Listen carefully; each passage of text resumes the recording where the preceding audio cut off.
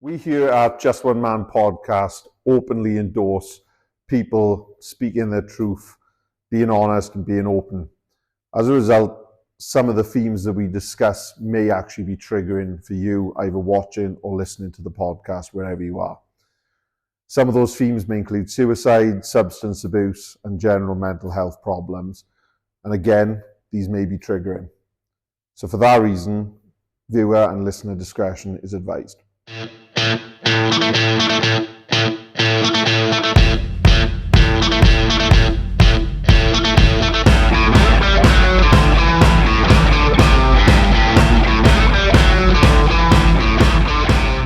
Hello everyone, welcome back to the Just One Man podcast. We're back here in the Iron Dragon in Pontypridd. Once again, they've let us use this fantastic facility for us to record. It's again, thank you so much to the Iron Dragon for letting us do it. It really does mean a lot. We've got a couple of sponsors for this episode, which Mark is going to talk about. Yes, indeed. We've got two sponsors. One of those sponsors is very, very closely attached to our guest this evening or this morning, whenever you're going to be listening to it. And that's Forever Friends Pontypridd. Essentially, it's a group where strangers become friends. Ellie, who has joined us today, started the group with the hope of just getting people out and about. It's grown to quite the community. They're all over Facebook, they're on Instagram, they do everything from kind of contrast therapy meetups to reef making classes, to one of the newest things as well, which is the Conversation Club, which is a no judgment space where they're all able to go for a chat. So very, very thankful that Forever Friends Pontypridd has sponsored this episode, and I'd very, very, very much like to send you their way online. And our second sponsor this episode is Nollie's Nibbles. Nollie's Nibbles is a small family-run business from right here in Pontypridd, and it supplies fresh homemade sweet treats, sandwiches, and all of your catering needs. I've heard through the grapevine that they've just had a very, very fancy van that they can get out to you wherever you are around the borough, and they're up in places like Trago Mills and around local businesses as well. So they are very active on Facebook, I believe, Josh? Yeah, very active. I don't know if there's a link between Josh and Nollie's Nibbles, but I'm sure there is. Yes, thank you very, very much to Nollie's Nibbles as well for the sponsorship. So, hello. Ellie Johnson. The best introduce the main part of the podcast. The Queen has arrived. Yes, Just One Man podcast has become Just One Woman podcast. Bow tie. But 3 episodes in, about time. Yeah. First off, a genuine thank you very much for coming on and agreeing to talk about what I think is just an amazing existence. I came across you on social media, and I'm sure as you know, when we met a few weeks ago, I was just like, oh my God, this is, I've never seen the confidence, the character, and what you were doing with Forever Friends, and I just found it really, really inspirational, to be honest. So not to chuck all that on him straight away, but obviously your Instagram handle is Sober Life with Els. Yes. And I think that's it seems like a fitting place to kind of start. Yeah. So this kind of journey that you've been on, it started with you getting sober. Yeah. So how did you get to that point where you thought, you know what, I'm gonna give sobriety a go? So it was the 31st of December, and I had gone out the night before, and I had drunk, done drugs, done it all. And I decided to walk home, and I just felt so low and just, awful. And I remember getting home after I'd fallen in a puddle, soaking wet. I got home and I had posted something on Instagram, which I don't remember. I used to black out quite a lot. And then I woke up the following day and I had loads of messages of people. And I just thought to myself, in that moment, I could have just done something so stupid. And it really, really scared me. And I woke up the next day. Yeah. And I woke up the next day and I just thought, it was like a switch of a light. And I just thought, I'm not doing it. I'm not doing it again. And I haven't touched a drop of alcohol since. And currently, as of the recording of this, just somewhere in that 390 something days, which is incredible. Actually, I'm coming up to 400 because on Saturday I'll be 400. There you go. Yeah. There you go, which is incredible. How, when you have the kind of lifestyle that you're very open about that you had, where there was a lot of drink, there was a lot of excess, and partying, how do you go from that being the norm to saying, no, I'm not doing that anymore? What happens? You know, how do you get from A to B? Because you obviously say, okay, I'm not doing it. So I could have done something really stupid or anything. For me, it was just, I had to, because I was so afraid of what I could do. Because there's been many times, there's been many times where I've gone out and I've gone too far and I've ended up in a house party, which, you know, back then, you know, I'm only 31, but for like the 12 years that I was binge drinking most weekends, that was the norm. Going out, getting drunk, getting, you know, smashed and just, Whereas, you know, there's far more to life than that. Yeah. And, you know, if people want to do that, that's absolutely fine. But to me, something had to change, something had to give. And I had to stop. Yeah. Do you think from that post that you put up and reading back and the day after sort of changed your... Yeah. And just not knowing. And every time I drank, I would become emotional and just, well, not that I didn't want to be here, but I was always worried about how or what I could do because I'm just so afraid. And it's like because I wouldn't know, well. Being so low, you know, just the coming down after it, the week, you know, I would go out on a Friday, Saturday, and then I wouldn't be right till the Thursday, and then I'd just go back out. Yeah. And that's just a constant cycle. And I know a lot of people do it, you know, and they still do it. But to me, it was just a wake-up call. I had to just stop. Mad though, isn't it, that the night before you were out, like you said, drinking, taking drugs, and then you woke up and... Yeah, and it was, and honest to God, that's how I describe it. It was just like that. And I thought, I am never touching it again. Do you think then, if you didn't have that, would you still be... Oh, I'd be doing it now, 100%. And would you be in a worse state? Kind of thing? Would it kind of snowball effect, really, of it's going to get bigger and bigger and bigger? Yeah, you know, like I said, I've been doing it for 12 years. And I just think that it's just been... I've been low for a long, long time, but I think that it elevates everything. Do you know what I mean? I'm glad it's happened because also I can give advice to people. You know, I'm just a person who's just changed something in my life, but I'm very open and honest about it, which I think a lot of people relate to. And a lot of people need that honest. Yeah. Because they'll probably think, that's my last drop of alcohol, but then... And like I get a lot of messages from people, you know, grown men, grown women, you know, youngsters, and they're struggling, you know, but it's the norm. It's shocking. It is the norm at the minute. And I think, you know, just even cutting back, like people said to me, cut back, you know, just have one or two, but that's not my personality. I'm going out to get smashed. Yeah. And that's the mindset. I can't change that, you know. Yeah. It's the all or nothing. Yeah, I'm going out to get absolutely drunk. Yeah, to me, it was, what's the point of going out? Yeah.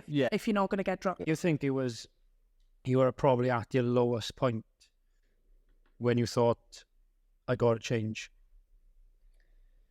Well, no, funnily enough, I was at my lowest point when I was 6 months into being sober. Because I had just completely changed my life and I was just trying to cram so much good in to just, you know, keep myself busy and stuff, that in July I had a breakdown. And that was actually my lowest point, not even when I was drinking. So it's mad how, you know. Changes your mind. Yeah. Totally different. And I feel like, you know, with alcohol, it takes everything away. You don't feel, you know, you don't feel at that moment. Yeah. Or you do, but you don't know that you are, you know. Yeah. But yeah, it was because I just knew that I would just end up doing something stupid and I probably wouldn't be here. Yeah. Yeah, and a lot of people say that, or when they're talking about mental health and somebody's mental health, everybody has a lowest point. Yeah. Rock bottom. That's it. What was that feeling for you? It was. I just remember going into work and just feeling like bad things were gonna happen. I've never ever felt like that. I've never been suicidal. I've had mental health for most of my life, but I just remember going into work and it was just everything. I just felt like people were going to die. I was going to die, and it was horrific. And I said, I can't do this anymore. I'm going. So I left. I rang 111 or 101, whatever the number is. I'm not sure. And they said it'd be 28 days. And I just remember thinking, I can't wait 28 days. You're going to have to help me. And like I said, I've never been suicidal, but at that moment I thought, I'm feeling bad now. How do I know what I'm going to feel like the next day? So I just rang them. To me, it felt like they just wouldn't help me. And then I managed to get hold of Signposted Cymru. So God thanks to Darren. I spoke to him and he said, ring me. No, he rang me, sorry. And he said, I'll get you in 2 days' time. And he got me out straight away, counselling. And just, it didn't cure me. It just helped to speak to someone, because for most of my life, I've kept it all in. More so recently, I just share everything. All my life goes on social media because I think people need it, And, well, yeah, and you mentioned a specific individual there, being Darren. And I know of Darren from Let's Talk Men's Mental Health, and then obviously he kick-started Signposted Cymru off the back, and he was a huge, I think, online inspiration throughout much of the pandemic. I think he kept quite a lot of people going with, the push-up challenge he was doing. I've never seen any of that. Well, he was all over stuff, and he was doing boot camps. Yeah. And I know it really, and I remember hearing and having conversations with him and you in a podcast with Let's Talk Men's Mental Health that Darren had been on, where he had felt very let down by the system. Yeah. He's told me that. And that to him, it was, well, if I was ever going to do it, I'd make sure no one else was let down by the system. Yeah. So I'm really glad that was, available for you at that time. So in terms of making that choice, and you say, right, that's it, that light switch moment, how does that kind of work in practice in terms of, how did friends react, or family members react, or the people that you would normally associate with when you would be drinking, was that difficult? Yeah, so when I first started, it was a bit, people didn't believe me. And to be honest, I didn't believe myself, I sort of knew deep down that I wasn't going to do it. But, I was the one who made people go out. I was the one who forced them to have drinks. Not for, really, but come on, you've got 10 minutes to drink. Come on, what are we waiting for? Let's get the shots in. Nobody really believed me. And that's fine. I understand why. But it was hard because you feel lonely because everybody's still out, everybody's enjoying themselves. And I suppose I probably stopped at the good time, because January, not many people tend to go out because they've already been out, all this time. But for me, I was out all the time, so it didn't really matter. But I will say I never drank on a school night. I always just done it on the weekend because I'm very regimented like that. I just think go work, so quite good like that. But when I was going out, I was out. And yeah, it was quite lonely. And I just thought, I'm going to start an Instagram, why not? It just came to me. And then I just found all these people and I was like, oh my God, I didn't know all these people, because where I live, nobody goes sober, and I do this because sober for other people might, because I was never addicted as such. I say that. It was just a binge. So when I say sober, it's because some people might not say, oh, well, whatever. Yeah. But yeah, it was very lonely, and I just found all these people on Instagram, and I was like, oh my God, this is insane. I just thought I was the only one, and then you just find more and more people, and that was a lifesaver, really. Just seeing other people, I got people from Canada, USA, all on this platform. And if you're having like a down day, they're always there for you. Yeah. You know? And like my friends are there for me. They are. But they're still going out, you know, and I'm still happy to go to the pub and make an absolute fool out myself. You know, I haven't got no problems with that. Family, they didn't really say much. They're like, oh, here she goes with another stupid idea. You know? Because once I'm on something, I'm on it. That's it, yeah. But I have got an addictive personality, so they probably thought, oh, she'll be back on it now. You know? Yeah. As in, you know, once I'm focused on something, Yeah. I'll either do it or I'm like, ah. Was there any part of you then, though, if I suppose you've got that niggling away of I'll show him, or wasn't that even a fix? Quite think like that, yeah. Determined to show, definitely, yeah. But yeah, I just knew deep down that I weren't going to do it again. No. I just knew it was just like a complete body change. So Mad. I came across you, as I'm sure many people online have come across you, and you were wearing a swimsuit. Yes, yeah. This is a family show. Not tonight. No, not tonight. No, but I got friends and I got family members who have tried cold water dipping and contrast therapy. And it kind of interested me, and I was doing an event which will have probably happened by the time that this goes out, called TID Talks.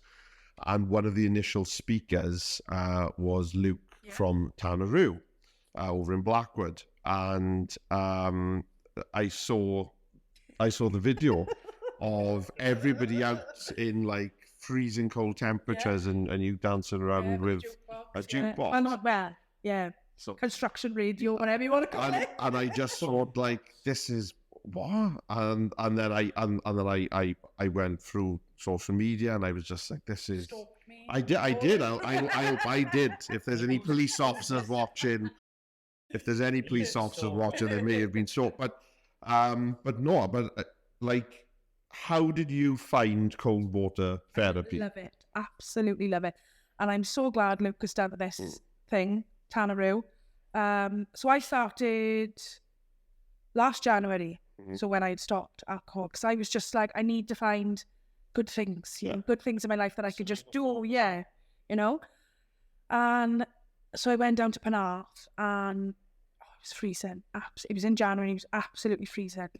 And all I can describe it is, you just get this high. Okay. You go in, you freeze your tits off, and then you come out and you are just away with the fairies. Because obviously describe it, but it's just amazing. Yeah, because obviously there's you know, it's been really well documented about, you know, the kind of the massive amount of benefits, you know, for people. Wim Hof, I just love him. I just want to live with him. I love him. I can see it. That's my dream. I want to live with him. If you're watching, hit me up. But how do you get to, right, okay, I need something to occupy me. I need something to focus on and make me feel a certain way. I said, what I'm going to do, I'm going to plunge myself in freezing cold water. It's absolutely bizarre, but you've got to try it to know how you feel. Yeah. Was it one of them moments again where you were just like, that's what I need to do, and I'm going to do it? Someone messaged me, a friend of mine, Carly Logan, and she said, we need to do this. And I was like, okay, this is what I mean. When someone gives me an idea, I'm away with it. You know, so if someone said, I want to go and see the Queen, right, we're off. You know what I mean? Just random shit like that. So she said, right, come on, we need to go and do this. So I was like, right, okay, that's fine.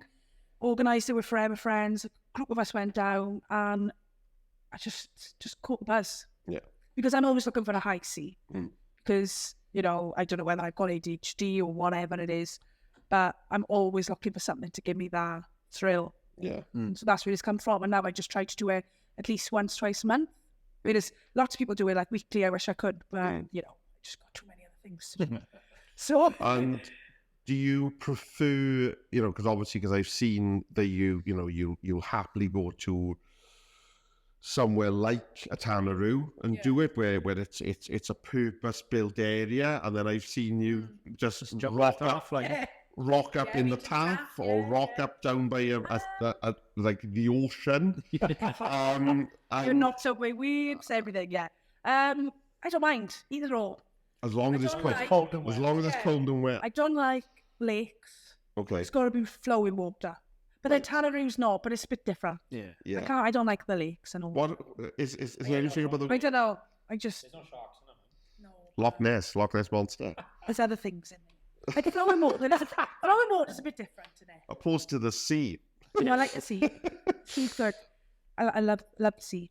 But yeah, when you know, and obviously you mentioned there as well, you're on another kind of journey. I'm on loads. You're on loads of journeys, but you're on this journey with ADHD, and you're kind of mid-diagnosis. You're kind of waiting for results. Yeah. So, like I said, most of my life there's definitely something going on. Being to doctors, they just give you tablets for everything. I find, but since I had the breakdown in July, I just felt I was getting worse. You know, I'm just constantly on the go. My brain is just so chaotic, fuzzy. I don't sit still. I'm moving all the time. Loads of different things. Money, impulsive.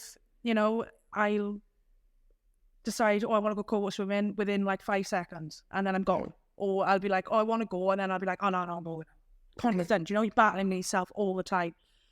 So I booked a private diagnosis, and it's cost me a fortune. But I can't wait 2-3 years for the NHS. You know, I'm in a position where I can pay. You know, unfortunately, a lot of people can't, which is really sad, really, you know. But yeah, I went, and, you know, it's annoying because you want the answers, but it's also good that they're looking at different things.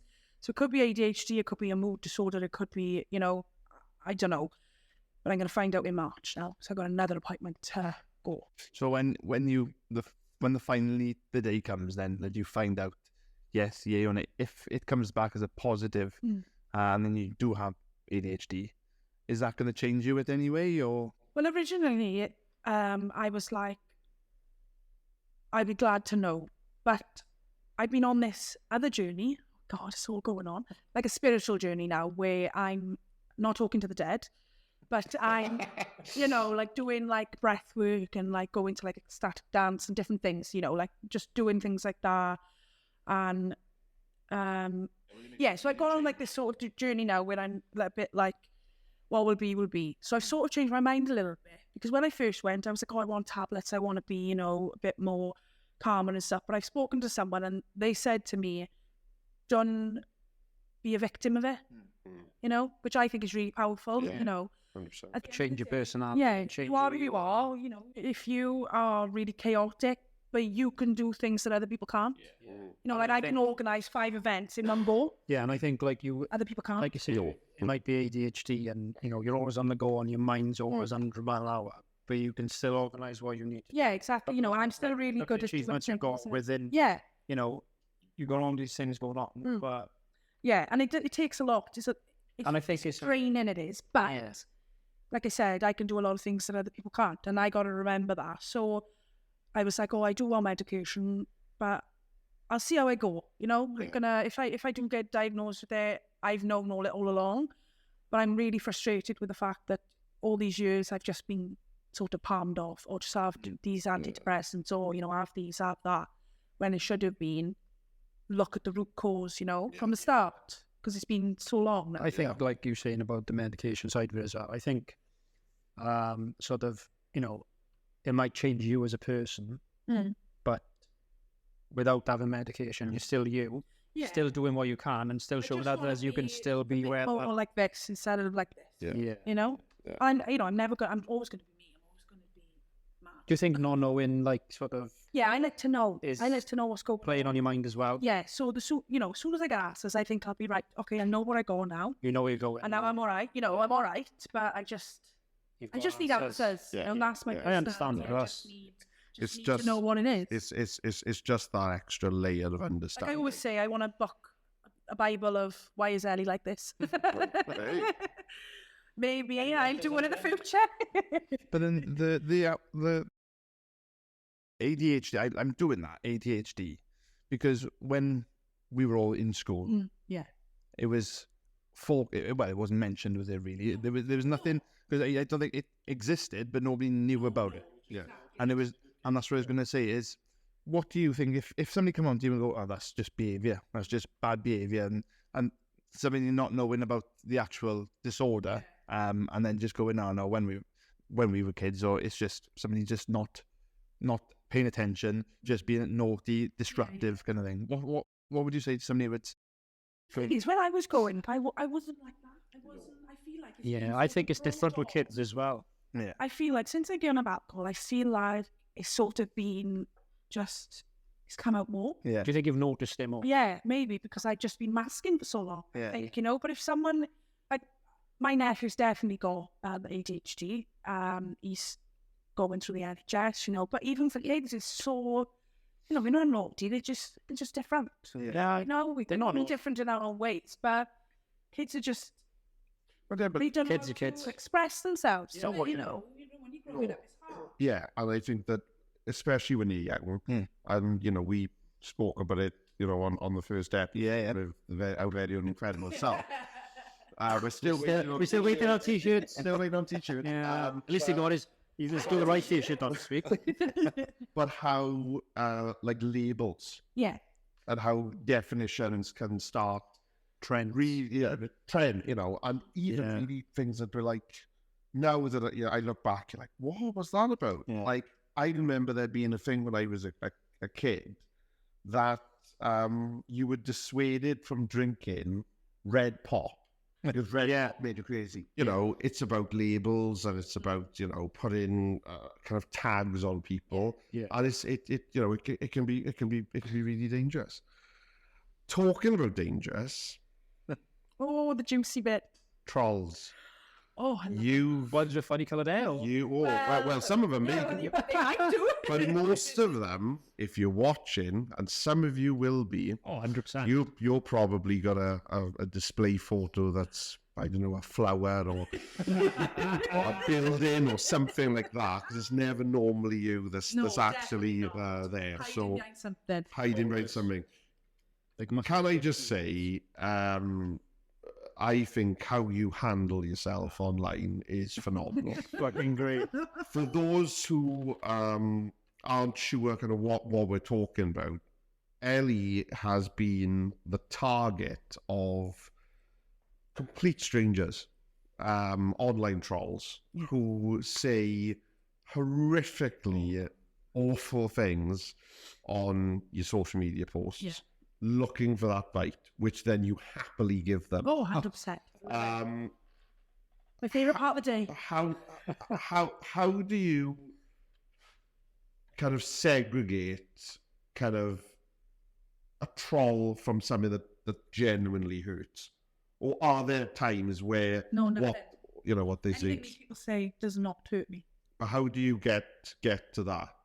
Because like for some people, they make comments about you as a person. They make comments about weight, about size, about how you look.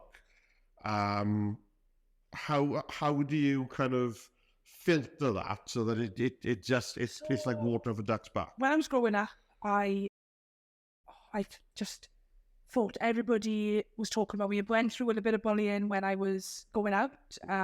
Everybody thought I was gay because I had short hair. I used to go out in like the quirkiest clothes.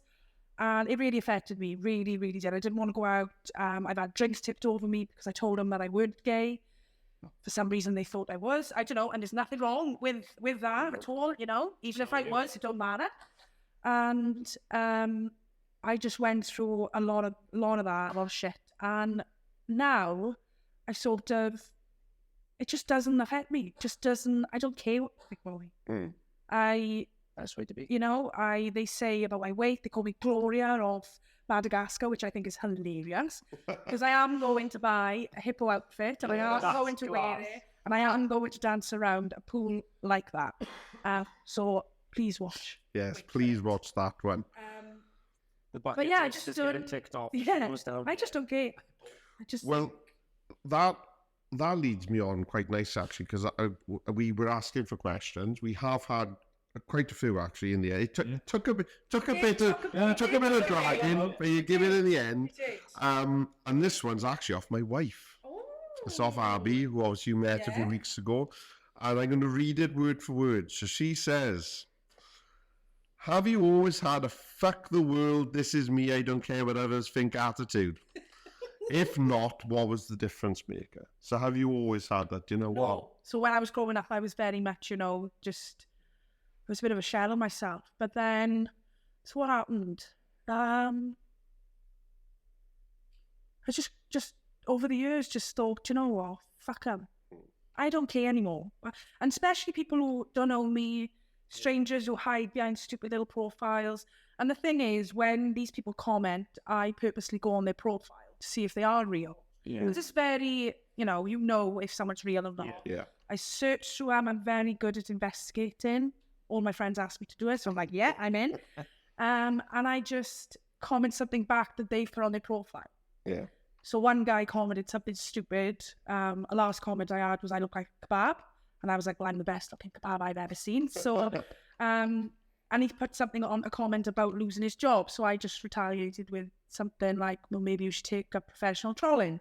Because, I just think, give back. Yeah. But a lot of people would struggle with it. It is hard, especially to be having shit from people, but my advice would just to be embrace it. Yeah, just they're not real. No. If your friends or family are saying, "Hey, yeah, but then I don't care about that either. No. Would you say that it's it's a kind of it's a case, not to use that like the cliche of embrace the hate and just It's hard. It is hard. Because But I just got that mentality now where I just think, fuck off. Yeah, and I know, so they said it was Abby's question, and we've sat there, and she's seen you online, and she's met you, and she's just like, I don't know how she does it. Yeah. Is she just got a total attitude, which is really refreshing and enduring, and really endearing. Maybe they'll be a bit more, well, yeah, I don't know, I'm like, or what, you've got nothing to say to me, Yeah. That's relevant. You're dancing around the pool, having a laugh with my friends, and you're saying, who put up the patio, the wood, what's it called? Decking. Because they must, you know what I mean? Like, because it's holding you, strong. Because there's one photo in particular where I seen it all, and it's when you're bollock naked on the beach. There's a few of those. There is a few. And there is the one that he's constantly is there, and there's you, then it's there, and there's you, and you're literally he's saying things, and you just give. But the funny thing is, when you push their buttons, they block you. Yeah. Where it should be me blocking them, Yeah. but I'd think, well, no, because the more you comment on it, the more you like it, the more you think, the more views it gets. Yeah. Yeah. Do you know what I mean? So it just goes on my head. I just don't care. Well, you mentioned hanging out with your friends, and you've got quite a selection of friends. They're the Forever Friends. They are the See that what I did there? I should be on radio. I've got a face for radio. But yeah, Forever Friends Pontypridd. How did that come about? Good question. So I started it so I was furloughed, and I just not me. I hate sitting around. I hate just being, even though the weather was nice, couldn't do anything. You just could sit in your house and drink, which, yeah, whatever, let's go for it, Even through in the week, I was like, yeah, whatever, my neighbour. And then I was going around collecting tins for the food bank because I just couldn't sit in the house. And then I thought, I seen something on TikTok, and a girl was like doing random meets with people in New York or somewhere, and I was like, oh my god, this is cool, I like it. And I love meeting strangers. I love all that. And I just thought that I'm just going to start something. So I done my first one, which was in Pontypridd. I think about 4 people turned up, which is fine, you know, because it's new, you know, it's thing. And then I had a break for a bit because obviously it was just loads of things going on. I just weren't happy with COVID as everybody was, but I just didn't like staying in. So it really affected me. And then I thought, I'm going to go on a walk. So it was a Sunday. I was like, right, I'll post it on this group. And then like 9 people showed up and I was like, holy fuck, I'm onto something new. So every week I was going for walks, all constantly. And I just grew massive. You know, it's not about numbers, but it's amazing how you can go from a couple of people to now people meeting friends, you know, strangers to friends, and they go on holidays together, they go for meals, you know. Yeah. It's just a community thing, you know. It's massive now. Yeah, because I was going to say, because though you're a very, very selfless person, is there an element of pride? Because surely there's got to be some element of pride of, Don, you know, I kickstarted that. I brought these people together, and you know, because that's something to have on the CV. It's a really, really good feeling, you know, seeing people, you know, like we do loads of things, afternoon teas, band nights, we do it all. Yeah. I say we, it's basically me. Yeah. But it's hard, it's draining, but it's worth it. It's worth every like I truly believe I was put on this earth to do good and to just bring people together. That's what I truly believe. And doing this, you know, if I was to die tomorrow, I'd be happy because I know that I've done so much good, you know. And that kind of approach, as you said, you know, you do everything from reef making classes to band nights to, right, we're going to do a group cold water dip. And when you look at it as a group, you think that, oh, well, there must be loads of people running this. Yes. And it's you. It's just me. Which I think is incredible because you know, you are non-stop. And you've built a community. Yeah. And you've recently, fairly recently, I think, haven't you, with the Conversation Club? Yeah, last October, I think. So it's been running for a couple of months. Yeah. And what's the premise of the Conversation Club? So it's basically just bringing people together. If you've had a good day, come and join us. If you've had a bad day, whatever it is you want to say or whatever you want to do, if you want to just sit there and listen to me ramble on for an hour and a half, which I'll happily do. It's just about getting people together, and if you're having a tough time, you know, knowing that I'm there for you. If one person turns up, you know, I'd rather someone cry to me than go home and cry on their own, and God forbid something happens. You know, I'd rather them know that there's someone like me, or, you know, Andy's our man club, you know. I'd rather them know that there's things out there that people are, you know, we do care, because we do. Yeah, cool. I wouldn't, you know, I wouldn't want, you know, unfortunately, there's been lots of people who've taken their lives down by me, and just makes me so sad knowing that they've been on their own and they've just done it, you know. Yeah. So, like, going back then, so like when you said that you feel that you've been put on this earth to help others and to get people through their hard, difficult times, and then you said that it is you that's running Forever Friends, basically, which, again, like you said, it can be tough. Yeah. We've got a question from Lottie, and the question is, what motivates you to help others, and how do you keep motivated? So what motivates me is just seeing a difference that it gives to people. So I know someone who's been coming to the Conversation Club from the very first one, and they said to me, or he said to me, you know, it has changed my life. And it's just an hour and a half out of your day. And just seeing that, hearing that, you know, people message me all the time saying, Elle, you know, I really want to come, but I'm really nervous. I'll meet you beforehand, you know, but just seeing the atmosphere that this group brings, it's just, and what motivates me is just that, you know, it is hard, it is draining, and sometimes I've got to take a step back and just say, I need a break, but it's just people motivate me, just seeing people happy and knowing that I'm making a difference. You know? Well, it's like I said, we have got questions, because it wasn't you know, considering how many times we asked, and then everyone decided to bring it within 24 hours. But thank you anyway to everyone that did. And M Jones, just put machine gunned a load of questions. So I'm going to ask a couple of M's. So you go. So use one. Are there any positive habits that you could recommend to others? Certainly, maybe that you have. Co-op therapy. Okay. 100% do it, because it'll change your life. I can't say any more than that. It'll change your life. Can't describe it. No, definitely not. And people just say, like, the feeling after it. You feel like you can clean your house from up top to bottom after you've done it. Not that I do that, but... Well, if my wife is listening, she's coming. She is. We are going. We have agreed to go with you. Yeah. So I'm very much looking. And if anybody wants to do it, I'm more than happy to do it with people. Whether I've met you before or I haven't, I'll just come again and take it. And you mentioned something really, really briefly earlier, and I know it's had a massive, massive impact on you.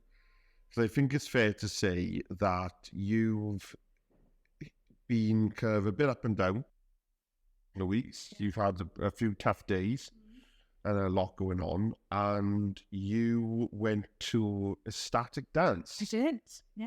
Just on one of those days when you really weren't feeling great, and you kind of pushed yourself to go.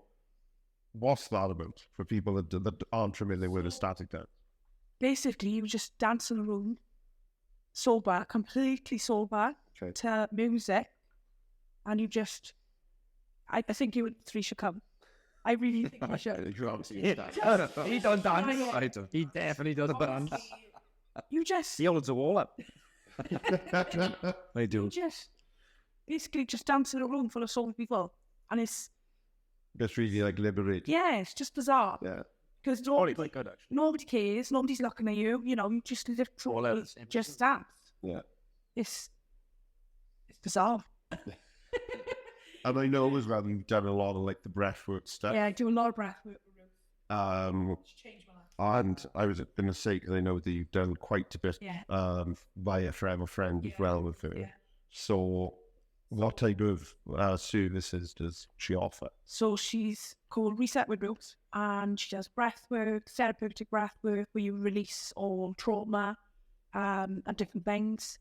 She does retreats, Reiki, you name it, she does it. And like for my healing journey, I feel like it's been a massive part of that. I think I met her in May last year, and she's just the kindest person you'll ever meet. She really is. Well, I think it's fair to say as well. So if John then go give a look on Instagram and Facebook as well, I guess on Facebook. You got a couple more. We've got one from Keflin. And he said, was there any quote or quotes that you've seen online or that you've been told that's inspired you on your incredible journey? This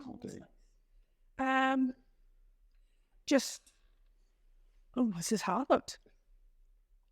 The one that sticks with me, which someone I recently met, Danielle, and I said it earlier, just don't be a victim to ADHD or whatever it is you've got, because like I said, you know, it's unique. Yeah. You know? There's only one of you. Yeah. And you just gotta embrace it. Well, I haven't seen any. Probably have, but I can't. She makes them up as she goes along. My own quotes up. And then I think there's a couple, there's loads that we could reel off, but there's one year that my eye keeps getting drawn to, and that's, if you could say one thing to someone who's struggling, what would that be? It's a good question. You're not alone, and there are people who do care about you. Even though your brain tells you all these terrible, negative things, like I said, there are people who really care and will be there for you. I would be there for anybody. I have thought about getting a mobile phone and just having it everywhere so people could ring me, because I just think it's hard, life's hard, and got to have someone to talk to. Yeah. you know, it's so hard keeping everything in. And, you know, I've been there and I never spoke to anyone for years, and now you can't get me to shut up. But I think it's nice for people to relate to things, you know? Yeah, 100%. Oh, God, yeah. And, you know,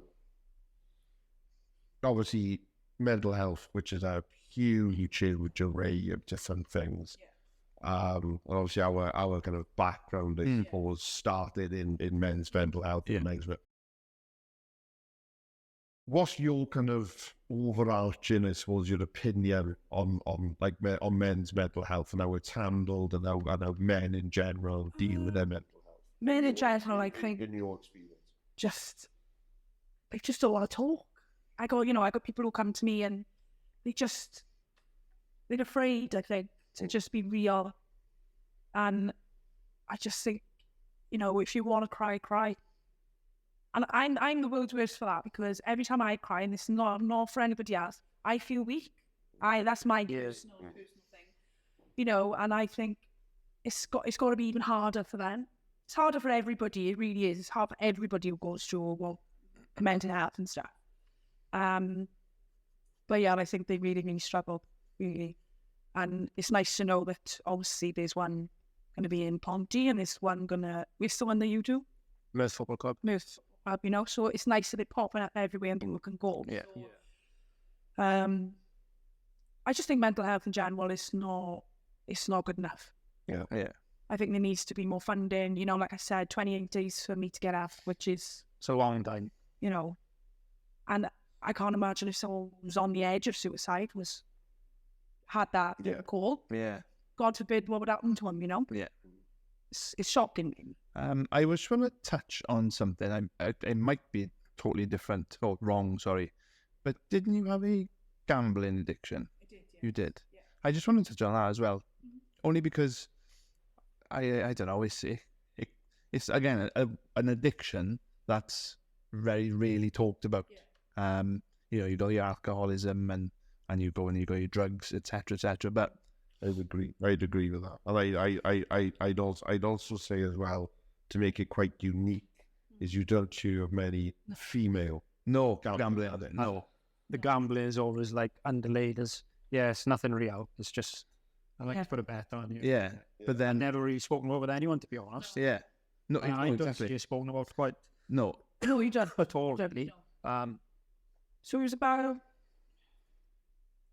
couple of years, 5-6 years ago. I was with someone and they were really lucky. Used to win all the time. I don't know, obviously, you know, they could have been putting all the stuff, but they used to win all the time. So I just signed up and was like, yeah, I'll give it a go. And then I never got into debt ever. So I was very, you know, controlled like that. But I used to spend like loads of money on it. You know, and I used to be in work. And I'd be on it, the game. And now I think back, I think, Jesus Christ, that, you know, it was bad. And I remember going out getting smashed, as I did a lot. And I remember breaking down to a group of friends, and I was like, look, you know, I think I'm obviously obsessed with it. And it was all online gambling. My one friend said to me, you need to ban with that. So there must be something that, it was a long time ago, so I don't really remember the details. There was a website you can go on and it bans you off everything. No, okay. The only thing you can do is lottery, you know, and it just bans you off like Sky Bet, Bet365, whatever. So I done that. Must have gone home and just done it. And I remember the whole week I was itching.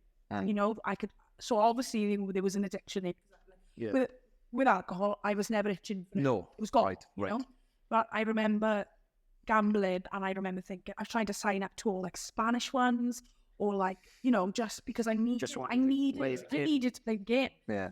And I'm just glad that I just got it. That's what I mean. And very much like once I've done it, I just need that step to say, right, enough is enough now, you know. And I went through a week of hell.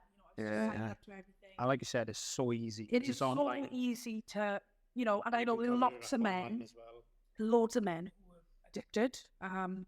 Like you said, there's not a lot of women. I have had one woman contact me and say, look, you know, how do you do it and stuff. Yeah. But that's the only one. But yeah, it's so hard. So hard. Even though you say it's hard, do you find yourself kind of lucky that you in that mindset, or once you want to stop, You stopped. Because people are not like that. Not like and a that. lot of people, and it's sad really because addiction is a horrible thing. Yeah, yeah. It's an illness, it is. And it's just really sad that people are going to go through all that. But I don't think there's enough help. No, I was going to say, do you think the authorities then that are around gambling, around alcohol, around Like when you go drugs? online, and you scroll through something, an ad will come up for online gambling. And there's been many a times I've clicked it, gone on it, put my details in, and it says, you're banned. Yeah. You need to ring this number. Yeah. No. No. I'm not going to do it. But that's on everything. You see, Yeah, you see boards of stuff and people. Yeah. And But like it's a with part of alcohol, how it's the same. Yeah, exactly. It's rife. Yeah. People, thankfully, more and more people are seeing the effects that it does, Yes. soon. Yeah. Do you think they should do more to stop it, or not to stop it in health? Alcohol. Anything? Well, betting mostly, or kind of Yeah, that. there needs to be more to, because, like I've seen like on the news that people have taken their lives. They didn't So much. right, and it's heartbreaking, absolutely heartbreaking. But yeah, there needs to be more than definitely. Just signing up to an online thing, I don't think. No. For me, it was fine because I went and done it and stopped. Yeah. But Whatever, for someone there were more else, pieces that you'd always find a way. people who go into like the betting shops and stuff. For me, that was never an issue. I No. was going on the weekend, and Yeah. I go to the Grand National, and I still do things. Yeah. I still do the lottery and stuff, but I'm not on slots. Right. That is so dangerous. Yeah. It's a downhill slope. Yeah. Easy, money straight in. Yeah. To your bank account. I think there should be limits, and I know you can't limit yourself, but there needs to be a limit across the board. Yeah. Yeah, not limit yourself. Everyone should have a limit. Yeah. If it's £20, £50, whatever Yeah. it is, A limit. Well, I think it's fair to say you had quite a journey, Miss Johnson, Still going. which is still going. What is, the kind of, in closing, I suppose, what's on the horizon for Ellie? Well, there is one challenge I want to do. Okay? For laugh. Well, it's quite a good challenge. I want to walk Friend Triathlon, which is by me, Okay. 10 weeks. Okay. Walk. Yeah. But I need help. So if there's anybody else today who can help me. What, like a car or? Well, yeah. That's the challenge I want to do. This is next. And you going to be raising money? Yeah. My community for my friends. Yeah. 100. And I'm going to do it in 3 days. I was going to say, because my cousin and a group of gentlemen walked from Penderyn Distillery to Saundersfoot Okay. last year, I want to do it. and it nearly killed them. Yeah. So all I'm up for it. But no, but That's yeah. what I want to do. Was it a drunken decision? No, it weren't. It was a sober decision, but the 12-hour walk was, which I also do, okay. was, Yes, I've seen you. so, yeah. So coming up, just want to carry on with the conversation club, bring people together, and just raise money for people. Just give it back, because life's fucking hard. And we need each other more than ever. We do. Very, very true. And if you are listening, if you're watching, and you do fancy going on a journey with Ellie on a very long walk, I'm sure she'll want to jump on back at some point. I'm sure that she would be appreciative. Definitely, yeah. Of the More than area. Yeah. And we need men. We need more men. Right. I don't get more 100 miles. But yes, thank you very much for joining us, Ellie. Thank you. Thank you, Ellie. Thanks for coming. We are genuinely over the moon that you agreed to be the first woman on the Judgement podcast. Brilliant. Big thank you as well again to Forever Friends Pontypridd and to Nollie's Nibbles. And again, as I said, check those guys out on Facebook and Instagram. Definitely. And yeah, we will see you quite shortly. And we won't be in this building, but we're not going to tell you where we're going to be. Keep locked in, guys. Keep locked in. We will see you later on.